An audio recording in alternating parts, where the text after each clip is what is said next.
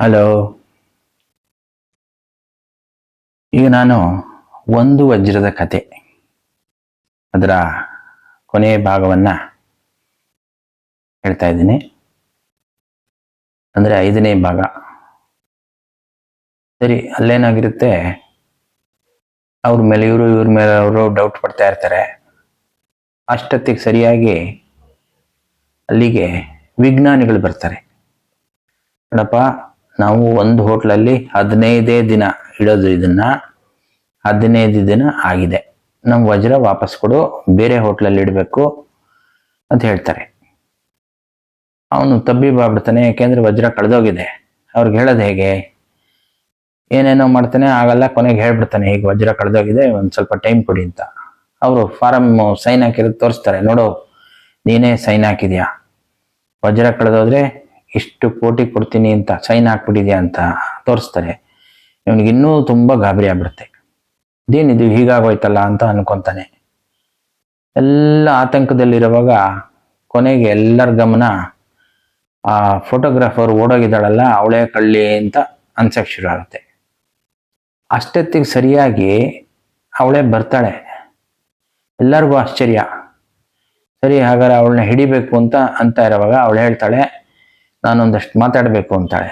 ಒಂದು ಬ್ಯಾಗ್ ತಂದಿರ್ತಾಳೆ, ಅದನ್ನು ತೆಗಿತಾಳೆ. ಆವಾಗ ಹೇಳ್ತಾಳೆ, ನೋಡಿ, ನೀವು ಅನ್ಕೊಂಡಂಗೆ ಈ ಹೋಟ್ಲಲ್ಲಿ ಎಲ್ಲೂ ಯಾರು ವಜ್ರ ಕದ್ದಿಲ್ಲ. ಎಲ್ಲರಿಗೂ ಆಶ್ಚರ್ಯ ಆಗ್ಬಿಡುತ್ತೆ. ಹಂಗಾರೆ ಯಾರು ಕದ್ದೋರು ನಿಮ್ಗೆ ಗೊತ್ತಾ? ಅದ್ರ ಕತೆ ಹೇಳ್ತೀನಿ ಕೇಳಿ ಅಂದ್ಬಿಟ್ಟು 2 ಸರ್ಟಿಫಿಕೇಟ್ ತೆಗಿತಾಳೆ. ಅದೇನು? ಈ ಇಬ್ರು ವಿಜ್ಞಾನಿಗಳು ಎಲ್ಲಿ ಕೆಲಸ ಮಾಡ್ತಿದ್ದೀನಿ ಅಂತ ಹೇಳಿದಾರೋ ಅಲ್ಲೇ ಹೋಗಿ ಅದರ ಹೆಡ್ ಹತ್ರ ಮಾತಾಡಿರೋದು ಒಂದು ವಿಡಿಯೋನು ತೋರಿಸ್ತೀನಿ ಅಂತ ಹೇಳ್ತಾಳೆ. ಆ ವಿಡಿಯೋ ತೋರಿಸ್ತಾಳೆ. ಅದ್ರಲ್ಲಿ ಏನಿರುತ್ತೆ ಅಂದ್ರೆ, ಇಂಥ ಸೈಂಟಿಸ್ಟ್ಗಳು ನಮ್ಮಲ್ಲಿ ಎಲ್ಲೂ ಕೆಲಸ ಮಾಡ್ತಾ ಇಲ್ಲ, ಇವ್ರು ಯಾರೋ ಫೇಕ್ ಇರಬೇಕು ಅಂತ ಹೇಳಿರ್ತಾರೆ. ಎಲ್ಲರಿಗೂ ಆಶ್ಚರ್ಯ ಆಗುತ್ತೆ. ಆ ಸರ್ಟಿಫಿಕೇಟು ತೋರಿಸ್ತಾರೆ, ಅದನ್ನು ಹೇಳ್ತಾಳೆ, ನೋಡಿ ಇದು ಫೇಕು, ಇವರು ಸೈಂಟಿಸ್ಟ್ಗಳೇ ಅಲ್ಲ. ಸಡನ್ ಆಗಿ ಪೊಲೀಸ್ನವ್ರು ಹೋಗಿ ಆ ಸೈಂಟಿಸ್ಟ್ಗಳನ್ನೇ ಹಿಡ್ಕೊಂಡ್ಬಿಡ್ತಾರೆ. ಅಂದ್ರೆ ಆ ಸೈಂಟಿಸ್ಟ್ ಅಂತ ಅಂದ್ಕೊಂಡು ಬಂದಿರ್ತಾರಲ್ಲ, ಅವ್ರನ್ನೇ ಹಿಡ್ಕೊಂಡ್ಬಿಡ್ತಾರೆ. ಹೇಳಿ ಏನ್ ನಿಜ ಅಂತ ಗಲಾಟೆ ಮಾಡ್ತಾರೆ.